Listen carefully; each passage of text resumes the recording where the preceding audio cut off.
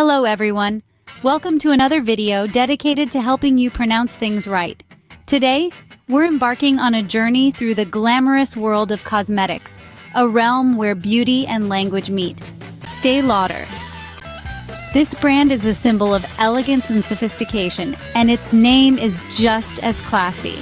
Let's break it down, shall we? First, Estee. It's pronounced as Es-tay. Listen carefully. Es-tay. Now take a moment to repeat it. Good, let's move on to the second part. Lauder. It's pronounced as louder. Listen again. Louder. Now let's put it all together. Estee Lauder. Pause for 20 seconds. I hope you're practicing along. Remember, pronunciation is all about patience and practice. So, don't worry if you can't get it right the first time. Just keep trying.